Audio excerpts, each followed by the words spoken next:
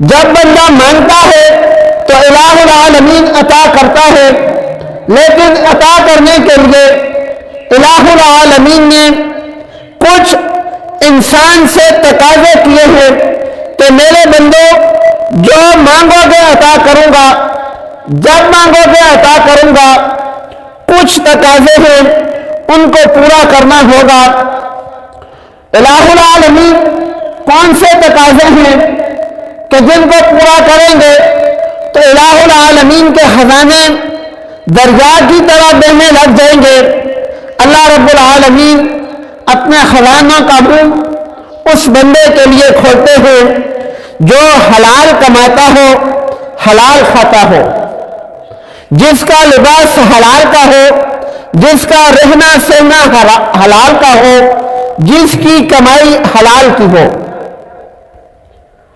اب ہم لوگ بڑی آسانی سے سوچتے ہیں کہ اللہ رب العالمین نے کتے کو حرام کیا ہے، ہم کتا نہیں کھاتے۔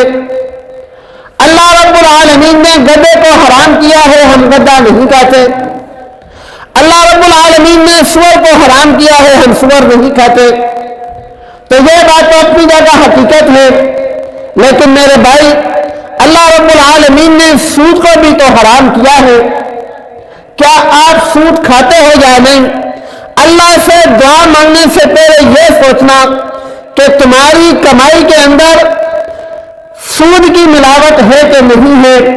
کہیں ایسا تو نہیں کہ کتے کو تو حرام سمجھ لیا اور سود کھانے لگ گیا تو حرام تو کھا رہا ہے۔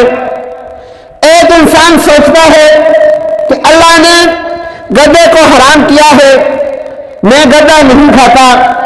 وہ انسان یہ بھی سوچے کیا میں اپنے بھائی کا حق بھی نہیں کھا رہا؟ کیا میرے گھر میں آنے والی جو آمدن ہے اس میں میرے بھائی کا حق تو نہیں ہے؟ کیا میں اپنی بہن کا حق تو نہیں کھا رہا؟ میرے گھر میں آنے والی جو آمدن ہے اس میں میری بہن کا حق تو نہیں ہے؟ کیا میں اپنے کسی اور رشتہ دار کا حق تو نہیں کھا رہا؟ میرے گھر میں جو آمدن آ رہی ہے اس میں میرے کسی رشتہ دار کا حق تو نہیں ہے؟ سب سے پہلے بہن اور بھائی کا نام اس لیے لیا کہ انسان کے ساتھ سب سے زیادہ معاملات اس کی بہن اور بھائی کے ہوتے ہیں۔ انسان کے ساتھ شراکت دار اس کی بہن اور اس کے بھائی ہوتے ہیں۔ تو ایک انسان یہ سوچتا ہے کہ میں گدھا نہیں کھا رہا، میں تو حلال کھاتا ہوں، لیکن اس کے والد کی وفات کے 20-25 سال ہو گئے اور وہ جو اس کا والد زمین چھوڑ کر گیا تھا اکیلے کھا رہا ہے، نہ بھائی کو دی نہ بہن کو دی۔ تو میرے بھائی یہ جو اپنی والد کی وفات کے بعد 20 سال سے تو کھا رہا ہے، یہ اپنے بھائی کا حق کھا رہا ہے، یہ ویسے ہی حرام ہے جیسے کتا حرام ہے۔